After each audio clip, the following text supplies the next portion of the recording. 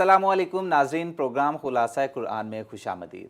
नाज़रीन, अल्लाह रब्बुल इज़्ज़त ने जन्नत में एक दरवाज़ा बाब रेयान जिसका नाम है वो मुख्तस किया है उन लोगों के लिए जो रोज़े रखते हैं, जो रोज़ादार हैं, सिर्फ़ वही लोग उनमें से गुज़र सकेंगे। तो दुआ है कि अल्लाह पाक हमारे रखे हुए रोज़े कबूल फ़रमाएँ और हमें उस दरवाज़े से गुज़रने का शर्फ़ बख्शें। नाज़रीन, आज के प्रोग्राम में हम सिपारा नंबर 10 का खुलासा आपकी खिदमत में पेश करेंगे। इसमें सूरत इन्फ़ाल का इख्तिताम होगा और सूरत तौबा का आगाज़ होगा। बिलाल साहब हमारे साथ मौजूद हैं, खतीब जामिया मस्जिद दारुस्सलाम। शुक्रिया बिलाल साहब। बिलाल साहब, रिक्वेस्ट है आपसे कंटिन्यू करिएगा। Thank you. अऊज़ु बिल्लाहि मिनश शैतानिर्रजीम, बिस्मिल्लाहिर्रहमानिर्रहीम। वअलमू अन्नमा गनिमतुम मिन शैइन फ़अन्न लिल्लाहि खुमुसहु वलिर्रसूलि वलिज़िल क़ुर्बा वल यतामा वल मसाकीन वब्निस सबील। काबिल सद एहतराम मुहतरम नाज़रीन इकराम, सूरतुल अनफ़ाल, जैसा कि हमने पहले ज़िक्र किया था कि इस सूरत में ग़ज़वा-ए बदर का ज़िक्र किया गया है। कुछ जंगी उमूर जो हैं वो मुसलमानों को सिखाए गए हैं और उन्हीं जंगी उमूर में माले गनीमत का तज़किरा जो है वो किया गया है। माले गनीमत की तक़सीम के हवाले से ये एक अहम आयत है जो सूरतुल अनफ़ाल की आयत नंबर 41 है और पारा नंबर 10 की ये पहली आयत है। अल्लाह रब्बुल इज़्ज़त फ़रमाते हैं, वअलमू अन्नमा गनिमतुम मिन शैइन फ़अन्न लिल्लाहि खुमुसहु वलिर्रसूलि। ए ईमान वालो, जान लो कि जो भी माले गनीमत तुम्हें हासिल होता है उसका 5वां हिस्सा जो है वो रसूल के लिए, करीबी उनके करीबी रिश्तेदारों के लिए और यतीमों के लिए और मस्कीनों के लिए और मुसाफिरों के लिए है। माले गनीमत की ये तक़सीम अल्लाह रब्बुल इज़्ज़त ने कर दी है। यानी कि ये उसूल नहीं है कि जिसने जिसको मारा या जिसके पास जो भी हाथ लगा वो अपनी जो है वो जेब में समेट ले, नहीं, बल्कि उसूल ये है कि मैदान जंग में जिस मुजाहिद के, जिस फ़ौजी के हाथ भी जो भी माल गनीमत आएगा वो सारे का सारा बैतुल माल में जमा करवाया जाएगा और बैतुल माल से फिर उसको आगे तकसीम किया जाएगा। रसूलुल्लाह सल्लल्लाहु अलैहि वसल्लम की ज़िंदगी तक आप सल्लल्लाहु अलैहि वसल्लम खुद लेते रहे और अपने अक़रबा में जो है वो इसको तकसीम करते रहे। नबी सल्लल्लाहु अलैहि वसल्लम की वफ़ात के बाद खुलफ़ाए राशिदीन ने बैतुल माल को इसी तरह तकसीम किया कि जो 5वां हिस्सा होता था उसको रसूलुल्लाह सल्लल्लाहु अलैहि वसल्लम के करीबी रिश्तेदार यानी अहले बैत में तकसीम किया जाता था। यहाँ नाज़रीन इकराम, मैं एक बड़ी अहम बात जिस पर अमल जो है आज हमारी रियासत नहीं कर रही, बल्कि कोई भी इस्लामी रियासत ऐसी नज़र नहीं आती जो इस पर अमल करती हो, और वो ये है कि रसूलुल्लाह सल्लल्लाहु अलैहि वसल्लम की घराने का यानी अहले बैत का ये मुकाम व मर्तबा है और ये शरफ़ है और हमें अहले बैत की इस हवाले से भी फ़जीलत जो है वो नज़र आती है कि अल्लाह रब्बुल इज़्ज़त ने उनके लिए माले गनीमत में हिस्सा रखा है। गोया के हाकिम वक्त की ये ज़िम्मेदारी है कि वो अहले बैत के उमूर का, उनके माली मामलात का मुकम्मल तौर पर ख्याल रखे, क्योंकि खुलफ़ाए राशिदीन में रियासत मदीना में ये रखा जाता था। और इसकी एक वजह यह भी है कि जो अहले बैत हैं उन पर रसूलुल्लाह सल्लल्लाहु अलैहि वसल्लम के फ़रामीन के मुताबिक ज़कात लेना और सदका लेना जो है ये जायज़ नहीं है। तो अगर वो यानी ऐसे अफलास की हालत में हो तो क्या करें, रियासत उनका जो है वो ख्याल रखेगी। लेकिन यहाँ ये भी अर्ज़ करता चलूँ कि अगर रियासत ख्याल नहीं रखती तो बहरहाल अहले बैत जो हैं अगर उनकी गुज़र औक़ात नहीं हो रही माली तौर पर, तो अब हालात के पेश नज़र, क्योंकि अब भूखे तो नहीं मर जाना ना, तो फिर उलमाए किराम ने यह फतवा दिया कि रियासत चूँकि अपनी ज़िम्मेदारी अगर पूरी नहीं कर रही है तो फिर वो ज़कात ले सकते हैं। नाज़रीन इकराम, आगे जंग का एक बहुत बड़ा फार्मूला अल्लाह रब्बुल इज़्ज़त ने ज़िक्र किया, इज़ युरीकहुमुल्लाहु फ़ी मनामिका क़लीला वलौ अराकहुम कसीरन लफ़शिलतुम वला तनाज़अतुम फ़िल अम्रि वलाकिन्नल्लाह सल्लम।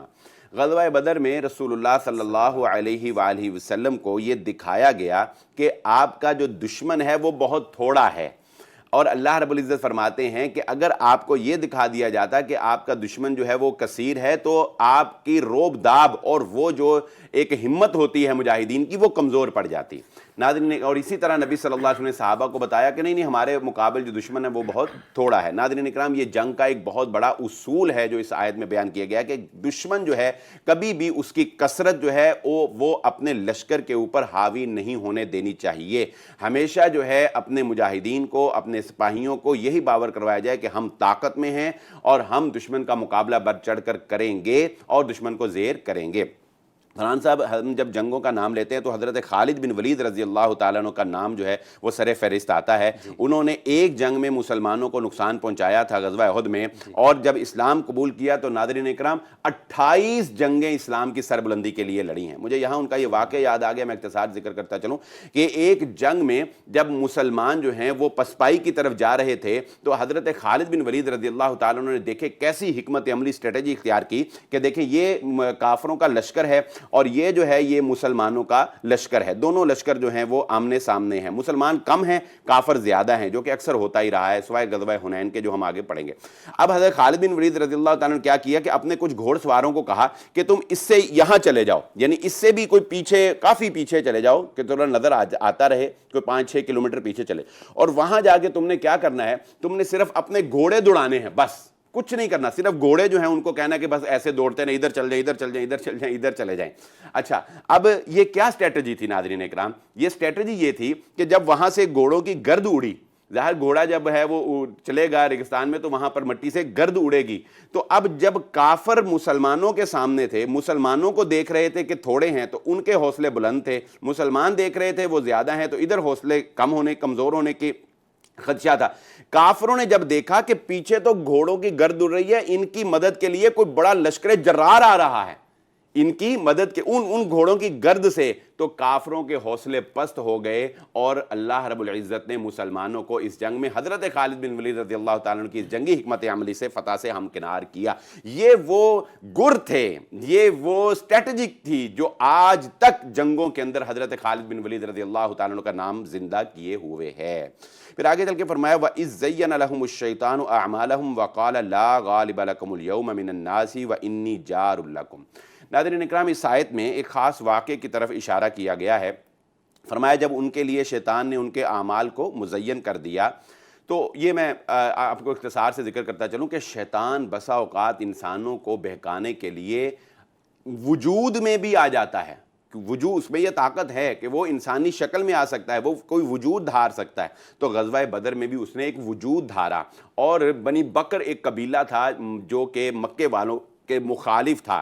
مکے والوں نے جب ابو سفیان کے لشکر کی تحفظ کے لیے مسلمانوں پر حملہ کرنے کے لیے 1000 کا لشکر لیکن نکل تو وہ پڑے, لیکن انہیں پیچھے سے یہ ڈر لاحق ہو گیا کہ کہیں ایسا نہ ہو کہ ہم اتنے ساز و سامان کے ساتھ باہر آ رہے ہیں اور یہ دشمن قبیلہ جو ہے یہ ہمارے اوپر پیچھے سے حملہ کر دے. اور شیطان نے یہ محسوس کیا کہ کہیں یہ رک نہ جائیں اس کی وجہ سے, تو شیطان اس قبیلے کے سردار سراقہ بن مالک کی شکل میں ان کے پاس آ گیا اور اپنے ساتھ کچھ جتھا بھی لے آیا اور کہا کہ تم میری طرف سے بے فکر ہو جاؤ, میں پیچھے سے حملہ نہیں کروں گا, میں تو تمہارے ساتھ فوج لے کر چل رہا ہوں. تو جب میدان جنگ بدر میں ساتھ چلنے لگا تو جب اس نے مسلمانوں کی طرف دیکھا تو ادھر جب کافروں کی مدد کے لیے شیطان آ گیا تو پھر اللہ بھی تو اپنے بندوں کی مدد کے لیے فرشتے بھیجتا ہے. تو اللہ نے جب فرشتے بھیجے اور شیطان نے فرشتوں کو دیکھا تو کہتا نا نا نا بھئی جو میں دیکھ رہا ہوں وہ تم نہیں دیکھ رہا, تم نہیں دیکھ سکتے, تم نہیں دیکھ رہے. اور عین میدان جنگ سے یہ شیطان جو ہے سراقہ بن مالک کی شکل میں وہاں سے فرار ہو گیا. یہ بھی غزوہ بدر کے اندر کافروں کے حوصلے پست کرنے کے ایک بڑا اہم کردار جو ہے شیطان نے ادا کیا. حالانکہ وہ آیا ان کے مرال کو بلند کرنے تھا, لیکن اس کی ہی تدبیر الٹی پڑ گئی اور ان کا مرال جو ہے وہ ڈاؤن ہو گیا.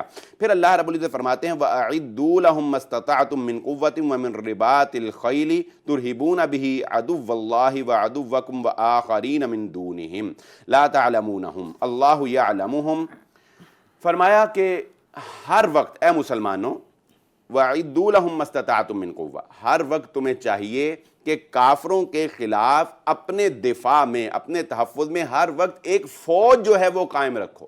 ناظرین اکرام کسی بھی اسلامی ریاست کے لیے ایک فوج کا قیام وہ ناگزیر ہے. جو اقبال نے کہا آ میں تجھ کو بتاؤں کہ تقدیر امم کیا ہے, شمشیر و ثنا اول طاؤس و رباب آخر. مسلمان پہلے جو ہے وہ اپنی شمشیر تیز کرتا ہے, اس لیے الحمدللہ ہم پاکستانی ہونے کی حیثیت سے قرآن مجید کی اس آیت پر یہ کہہ سکتے ہیں فخریہ طور پر کہ اللہ رب العزت نے پاکستان کو پاک فوج جیسی ایک بہترین کارکردگی پیش کرنے والی فوج عطا کی, جو اس آیت کا مصداق ٹھہرتے ہوئے اللہ رب العزت نے فرمایا کافروں کے خلاف ان کے لیے اپنی طاقت کے مطابق قوت باندھ کے رکھو, گھوڑے تیار رکھو, ہر وقت اپنے ان دشمنوں کے لیے جو تمہارے بھی دشمن ہے اور اللہ کے بھی دشمن ہے. اور یہاں پر ہماری ISI کو بھی ایک کریڈٹ جاتا ہے, اور وہ کیا کہ اللہ رب العزت فرماتے ہیں تمہارے بہت سے دشمن ہیں جنہیں تم نہیں جانتے, اللہ ان کو جانتا ہے. یعنی عام لوگوں کی نگاہ سے وہ پوشیدہ ہیں, تمہارا ایک ایسا ونگ بھی ہونا چاہیے جو پوشیدہ دشمن جو چھپے ہوئے تمہارے خلاف سازشیں کرتے ہیں ان کے لیے بھی تمہارا ایک ونگ جو ہے وہ ہونا چاہیے جو ان کی گرفت جو ہے وہ کر سکے. تو پاکستان نے الحمدللہ اس آیت کا مصداق ٹھہرتے ہوئے ایک بہت بہترین فوج جو ہے وہ ترتیب دے رکھی ہے. بہت شکریہ ناظرین. پروگرام میں وقت ہوا چاہتا ہے ایک بریک کا. بریک کے بعد اس سلسلے کو کنٹینیو رکھیں گے, ہمارے ساتھ رہیے.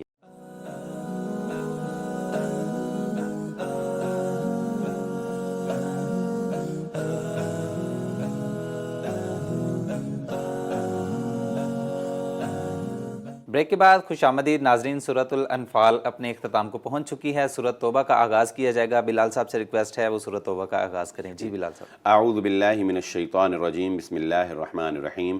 براءۃ من اللہ ورسولہ الی الذین عاہدتم من المشرکین.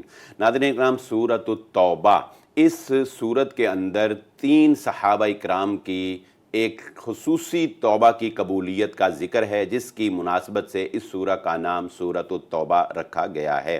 یہ قرآن مجید کی وہ واحد سورت ہے کہ جس کے آغاز میں بسم اللہ الرحمن الرحیم نہیں لکھا گیا. اس کی بہت سی وجوہات مفسرین نے بیان فرمائی ہیں, میں ان میں سے 2 جو ہیں وہ آپ کے گوش گزار کرتا ہوں. نمبر 1 تو ایک رائے یہ ہے کہ یہ سورۃ التوبہ جو ہے یہ سورۃ الانفال کا ہی جوڑا ہے, یعنی یہ اسی کا ہی ایک پارٹ ہے, اس لیے اس کے شروع میں بسم اللہ الرحمن الرحیم نہیں لکھی گئی. اور دوسری وجہ جو اس سورت کے مضمون کی مناسبت سے اور انفال کی مضمون کی مناسبت سے جو سیاق و سباق ہے اس کی مناسبت سے کہا گیا ہے کہ اس سورت کے شروع میں بسم اللہ الرحمن الرحیم اس لیے نہیں لکھی گئی کہ اس سورت میں آغاز میں ہی اللہ رب العزت نے مشرکین کے ساتھ سخت لہجے کے اندر گفتگو کرتے ہوئے فرمایا براءۃ من اللہ ورسولہ, اللہ اور اس کا رسول صلی اللہ علیہ وآلہ وسلم اعلان بیزاری کرتے ہیں, اعلان برات کرتے ہیں آج کے بعد مشرکین سے. اور جب سختی سے کسی سے بات کرنا ہو تو ابتدا نرمی سے نہیں کی جاتی, اور بسم اللہ میں الرحمن بھی آتا ہے الرحیم بھی آتا ہے. تو سختی جو ہے اس میں شدت پیدا کرنے کے لیے اللہ رب العزت نے اس سورہ کے شروع میں بسم اللہ الرحمن الرحیم جو ہے وہ نہیں لکھی. ناظرین اکرام, یہ سورت اس دور کی ہے کہ جس وقت مسلمانوں کے درمیان اور کافروں کے درمیان یعنی مشرکین مکہ کے درمیان صلح حدیبیہ ہوتا ہے. صلح حدیبیہ کی شرائط طے پاتی ہیں. بظاہر صلح حدیبیہ مسلمانوں کے خلاف ہے, لیکن حالات یہ ثابت کر دیتے ہیں کہ مشرکین مکہ جو ہے وہ صلح حدیبیہ کا جو معاہدہ ہے اس کی پاسداری نہیں کر پاتے اور وہ از خود جو ہے معاہدے کی خلاف ورزی کرتے ہیں, جس کے بعد مسلمان جو ہیں ان کو قطعاً جو ہے وہ چانس نہیں دیتے اور موقع نہیں دیتے, اور مسلمان جو ہیں ان کی خلاف ورزی کی وجہ سے اللہ کے نبی صلی اللہ علیہ وآلہ وسلم مکہ کے اوپر جو ہے وہ اپنی فوج جو ہے وہ لے کر جاتے ہیں, اور وہاں پر مکہ جو ہے وہ مسلمانوں کے تسلط میں آ جاتا ہے, اور وہاں پر ایک تاریخ رقم کی جاتی ہے انسانیت کی ہمدردی کی, معافی کی, بھائی چارے کی ایک مثال رسول اللہ صلی اللہ علیہ وسلم قائم کرتے ہیں. یہ اس موقع کی مناسبت سے یہ سورت جو ہے سمجھ لیں کہ یہ اس دور کے قریب جو ہے یہ سورت نازل ہوئی. اور اس کے بعد اس سورت کے اندر جو ایک اہم ترین موضوع ہے وہ غزوہ تبوک کا ذکر ہے. میں ناظرین اکرام غزوہ تبوک کے بارے میں شارٹلی آپ کو تعارف جو ہے وہ کروا دیتا ہوں. غزوہ تبوک کیا ہے؟ غزوہ تبوک دراصل رومیوں کے خلاف ایک لشکر ہے جو رسول اللہ صلی اللہ علیہ وآلہ وسلم لے کر نکلے ہیں. یہ لشکر تبوک مقام پر جا کر ٹھہرتا ہے اور پڑاؤ ڈالتا ہے, اس لیے اس کا نام غزوے کا غزوہ تبوک ہے. ناظرین اکرام, اس کا پس منظر کچھ یوں ہے کہ وہ منافقین جو مدینہ کے اندر موجود تھے, پہلے انہیں یہ تھا کہ شاید مشرکین مکہ کی طرف سے کوئی چڑھائی ہوگی اور مسلمان جو ہے مغلوب ہو جائیں گے اور ہم ان کے اوپر اپنا تسلط اور اپنی ریاست قائم کر لیں گے. لیکن جب وہ ادھر سے مایوس ہو گئے تو انہوں نے پوشیدہ طور پر جو ہے رومیوں کے ساتھ ساز باز جو ہے وہ شروع کر دی, اور رومیوں کے ساتھ جو ہے وہ خط و کتابت شروع کر دی تاکہ رومی جو ہیں وہ مسلمانوں کے اوپر حملہ آور ہوں. رسول اللہ صلی اللہ علیہ وآلہ وسلم کو جب اس ساز باز کا علم ہوا تو آپ صلی اللہ علیہ وآلہ وسلم نے شام کے گرد و نواح میں جو قبائل تھے ان تک اسلام کا پیغام جو ہے وہ پہنچایا تاکہ لوگ جو ہے وہ ہدایت کو قبول کریں، لیکن اس کا رد عمل یہ آیا ناظرین اکرام کہ 15 صحابہ اکرام نبی صلی اللہ علیہ وآلہ وسلم جو ہیں ان کو شہید کر دیا گیا، جو کہ ان قبیلوں نے شہید کیا جو رومیوں کے ساتھ معاہدے میں ان کے ہم نوا تھے۔ اور اسی طرح اللہ کے نبی صلی اللہ علیہ وآلہ وسلم کے چند قاصد جو نبی صلی اللہ علیہ وسلم نے روانہ کیے، ان میں سے ایک قاصد کو بھی جو ہے وہ شہید کر دیا گیا۔ اور یہیں پر بات ختم نہیں ہوتی ناظرین اکرام، رومی بادشاہ جو ہے اس نے منافقین کے ساتھ مل کر یہاں پر ساز باز کر کے مسلمانوں کے خلاف ایک گہری سازش جو ہے اس کو تیار کر رہا تھا۔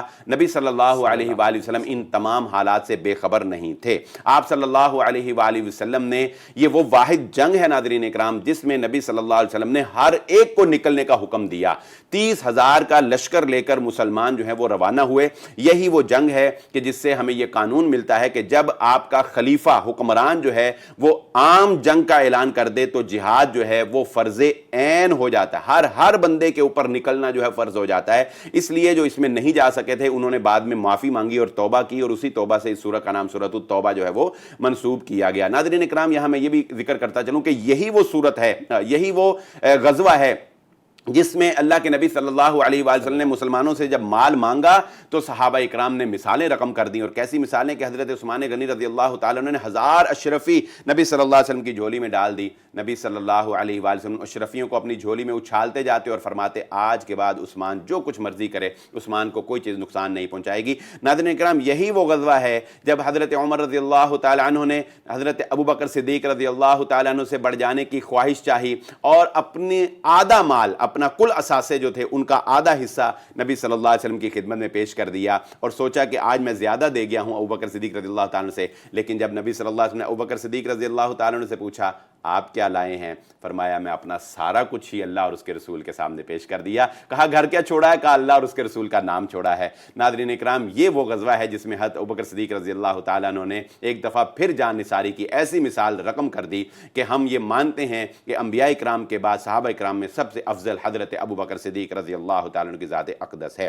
مسلمان غزوہ تبوک میں سوائے منافقین کے اور کمزور اور بچوں کے یا جن کے پاس سواری میسر نہیں آ سکی، اور وہ صحابہ روتے تھے جن کے پاس سواری نہیں تھی، نبی صلی اللہ علیہ وسلم 30,000 کا لشکر لے کر جو ہے وہ نکلے ہیں۔ لیکن رومی جو ہے جب انہوں نے یہ دیکھا کہ 30,000 کا لشکر جو ہے وہ مسلمانوں کی طرف سے آ رہا ہے تو وہ مقابلے کے لیے آئے ہی نہیں، اور اس کی ایک وجہ یہ بھی تھی ناظرین اکرام کہ اس سے پہلے جو ہے 1 اور 3 کی مناسبت سے، یعنی 1 کے مقابلے میں 33 حصے کافر آتے تھے۔ غزوہ موتا میں نبی صلی اللہ علیہ وآلہ وسلم نے جب اپنا لشکر بھیجا تھا تو کفار کو اس ریشو سے مسلمان جو ہے رومی لشکر کو شکست دے چکے تھے۔ اس بڑی شکست کے بعد چند لوگوں سے جب انہوں نے 30,000 کا لشکر سنا تو ان کے لیے نکلنے کی جرت ہی نہیں ہوئی۔ نبی صلی اللہ علیہ وآلہ وسلم نے موقع کو غنیمت جانا اور غزوہ تبوک کے مقام پر پڑاؤ کیا، اور اس کا فائدہ یہ ہوا کہ اللہ کے نبی صلی اللہ علیہ وآلہ وسلم نے ارد گرد کی تمام وہ ریاستیں جن کی سرحدیں شام کے ساتھ ملی ہوئی تھیں ان کو نبی صلی اللہ علیہ وآلہ وسلم نے اسلامی ریاست کے اندر شامل کیا، ان کے ساتھ معاہدے کیے، ان کے ساتھ معاملات طے کیے، اور اس طرح ناظرین اکرام غزوہ تبوک میں نبی صلی اللہ علیہ وآلہ وسلم کی حکمت عملی سے اسلامی ریاست جو ہے یہ رومی سرحدوں کے ساتھ جا کر ٹکرانے لگ گئی تھی۔ یہ ہے وہ غزوہ تبوک جس کا ذکر اللہ رب العزت نے اس سورۃ توبہ کے اندر کیا ہے۔ مسلمانوں کو اور نوجوانوں کو اپنے نبی صلی اللہ علیہ وآلہ وسلم کی اس جنگی تدابیر اور جنگی حکمت عملی سے ضرور آگاہ ہونا چاہیے، یہ دلوں کو جواں رکھنے کے لیے بہت ہی ضروری ہے۔ آگے جو آیت قابل ذکر ہے اللہ رب العزت فرماتے ہیں قُلْ إِنْ كَانَ آبَاؤُكُمْ وَأَبْنَاؤُكُمْ وَإِخْوَانُكُمْ وَأَزْوَاجُكُمْ وَعَشِيرَتُكُمْ وَأَمْوَالٌ اقْتَرَفْتُمُوهَا وَتِجَارَةٌ تَخْشَوْنَ كَسَادَهَا وَمَسَاكِنُ تَرْضَوْنَهَا أَحَبَّ إِلَيْكُم مِّنَ اللَّهِ وَرَسُولِهِ وَجِهَادٍ فِي سَبِيلِهِ فَتَرَبَّصُوا حَتَّىٰ يَأْتِيَ اللَّهُ بِأَمْرِهِ وَاللَّهُ لَا يَهْدِي الْقَوْمَ الْفَاسِقِينَ۔ ناظرین اکرام اس آیت کی تشریح کی ضرورت نہیں، میں صرف ترجمہ ہی کیے دیتا ہوں۔ کہہ دیجئے محمد صلی اللہ علیہ وسلم اگر تمہارے باپ دادا، اگر تمہارے بیٹے، اگر تمہارے بھائی، اگر تمہاری بیویاں، اگر تمہارا خاندان، اگر تمہاری تجارت، تمہارے مال، تمہاری تجارت، وہ تجارت تخشون کسادہا جس کے گھاٹے کا ہر وقت تمہیں ڈر لگا رہتا ہے کہ کہیں نقصان نہ ہو جائے، ومساکن ترضونہا اور تمہارے یہ مکانات، تمہارے یہ محلات، یہ احب الیکم اگر تمہیں زیادہ محبوب ہیں اللہ سے اور اس کے رسول صلی اللہ علیہ وآلہ وسلم سے اور اللہ کے راستے میں جہاد کرنے سے، اگر یہ چیزیں تمہیں زیادہ پسند ہیں، تم ان کو قربان نہیں کر سکتے اللہ اور اس کے رسول کے لیے اور جہاد کے لیے، فَتَرَبَّصُوا حَتَّىٰ يَأْتِيَ اللَّهُ بِأَمْرِهِ، تو پھر انتظار کرو کہ اللہ رب العزت کا کوئی فیصلہ تمہارے بارے میں آ جائے. یعنی سمجھ لو کہ پھر تمہارا زوال شروع ہو گیا، تمہارے زوال کی داستان رقم کر دی گئی ہے. اس لیے ناظرین اکرام یاد رکھ لیجیے، ہر چیز سے اولا کیا ہے، ہر چیز سے افضل کیا ہے؟ محمد الرسول اللہ صلی اللہ علیہ وسلم کی اطاعت اور اللہ رب العزت کے حکم کی تابعداری. آخری وقت کی قلت کے پیش نظر لیکن میں آخری بات ذکر کر دیتا ہوں جو اللہ رب العزت نے اسی اگلی آیت میں لقد نصرکم اللہ فی مواطن کثیرۃ ویوم حنین، ایک غزوہ حنین بھی ہوا ہے ناظرین اکرام. یہ فتح مکہ کے بعد طائف کے قریب ایک مقام ہے حنین جہاں پر یہ غزوہ ہوا. اس غزوے میں کا ذکر یہاں پر خاص کیا گیا کہ اس غزوے میں ایک تھوڑی سی بات جو قابل ذکر ہے وہ کیا کہ مسلمانوں کا یہ پہلا غزوہ تھا جس میں مسلمانوں کی تعداد 12,000 تھی، اور اس میں کافروں کے لشکر کے مقابلے میں مسلمانوں کا لشکر جو ہے وہ طاقتور تھا. لیکن مسلمانوں کو اس غزوے میں شدید نقصان اٹھانا پڑا. کیوں؟ اللہ رب العزت فرماتے ہیں کہ تمہیں اپنی کثرت کے اوپر مان ہو گیا تھا، تمہیں اپنی کثرت کے اوپر مان ہو گیا تھا. تو یہ کثرت کا جو مان ہے، مسلمانوں کی فتح یاب جنگ، جیتی ہوئی جنگ جو ہے، اس میں مسلمانوں کو شدید ترین نقصان اٹھانا پڑا. اللہ رب العزت نے یہ بتایا کہ اے مسلمانوں، فتح تمہاری تعداد سے نہیں ہوتی، فتح تمہارے ایمان سے ہوتی ہے، اللہ کی مدد سے ہوتی ہے. تعداد زیادہ بھی ہو، اللہ کی مدد نہ ہو، فتح نہیں ہو سکتی. تعداد کم ہو، کتنے ہی کم گروہ جو ہیں وہ کثیر کے اوپر غالب آ گئے. خیر غزوہ حنین ہوتا ہے، مسلمانوں میں پسپائی ہوتی ہے، ایک دفعہ مسلمانوں کا لشکر اکھڑ جاتا ہے، نبی صلی اللہ علیہ وسلم کھڑے رہتے ہیں، صحابہ کھڑے رہتے ہیں، پھر اللہ کی مدد نازل ہوتی ہے، سکینت نازل ہوتی ہے، اور مسلمان دوبارہ جو ہے وہ جنگ میں قدم جما کے اس جنگ میں فتح حاصل کرتے ہیں. ناظرین دعا ہے کہ اللہ تعالی ہمیں اپنی اور پیارے نبی حضرت محمد صلی اللہ علیہ وآلہ وسلم کی اطاعت کرنے کی توفیق عطا فرمائے. پروگرام میں وقت ہوا ایک بریک کا، آپ لوگ ہمارے ساتھ رہیے گا.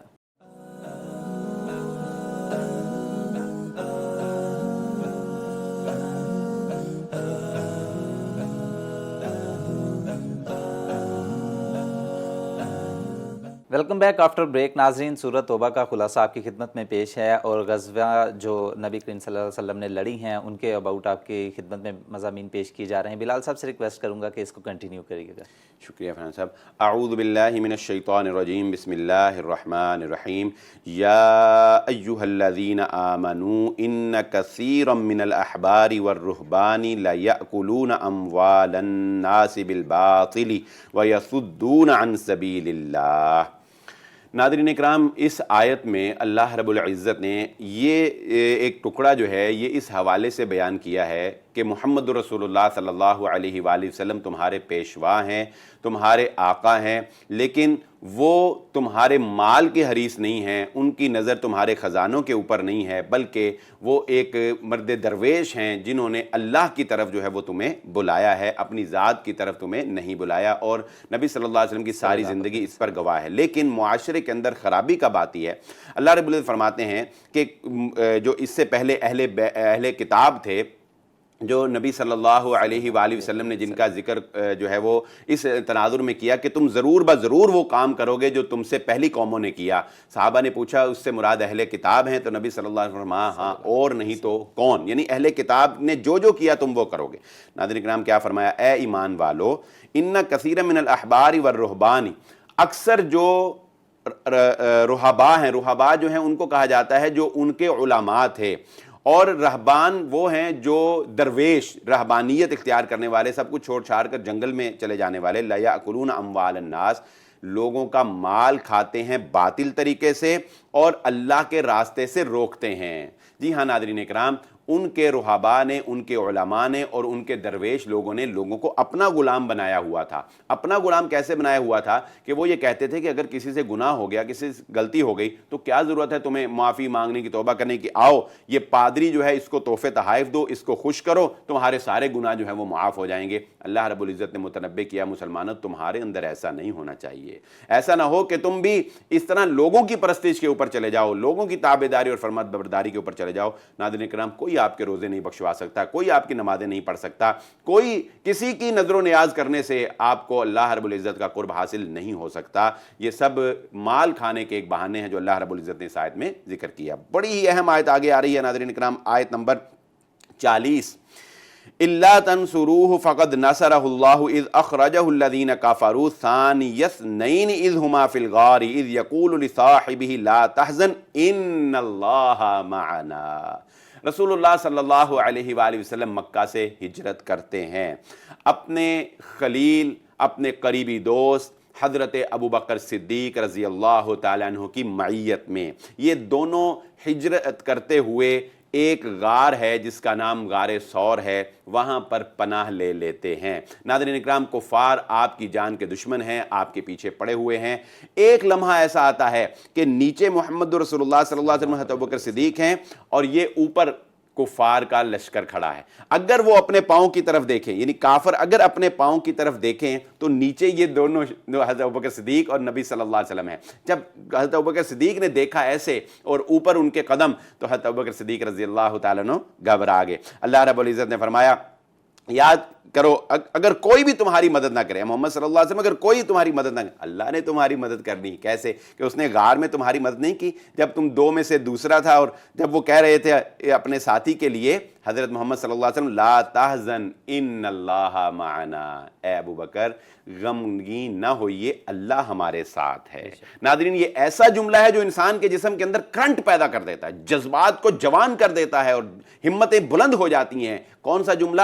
ان اللہ معنا، کہ اللہ ہمارے ساتھ ہے۔ چنانچہ حضرت ابو بکر صدیق رضی اللہ تعالیٰ عنہ کا جو غار کا جو نبی صلی اللہ علیہ وآلہ وسلم کے ساتھ سفر ہے، یہ یادگار ہے۔ اس میں میں ایک واقعہ بھی آپ کے گوش گزار کرتا چلوں جو کہ ایک تاریخ ساز اطاعت کی مثال ہے، کہ نبی صلی اللہ علیہ وآلہ وسلم حضرت ابوبکر اسی غار میں حضرت ابوبکر صدیق رضی اللہ تعالیٰ عنہ کی ٹانگ کے اوپر سر رکھ کے آرام فرما رہے ہیں اور آپ نیند میں چلے جاتے ہیں۔ ناظرین کرام، حضرت ابوبکر صدیق رضی اللہ تعالیٰ عنہ کو ایک زہریلا جانور جو ہے وہ کاٹ لیتا ہے، بچھو ڈس لیتا ہے، زہر جسم میں سرایت کر رہا ہے اور حتیٰ کہ جان جانے کا خطرہ ہے، لیکن اتنی جرت نہیں ہوئی کہ نبی صلی اللہ علیہ وسلم کو نیند سے بیدار کر دیا جائے۔ بالآخر ظاہر کی شدت بڑھ جاتی ہے، آنکھ سے اس کا اظہار ہوتا ہے، ایک قطرہ ٹپک کر نبی صلی اللہ علیہ وآلہ وسلم کے جسم اطہر سے چھوتا ہے، آپ بیدار ہوتے ہیں، دیکھتے ہیں ابو بکر تو جو ہے وہ زہریلے زہر کی وجہ سے ان کی حالت خراب ہو رہی ہے۔ کمال جائیں محمد رسول اللہ صلی اللہ علیہ وسلم کی اطاعت پر،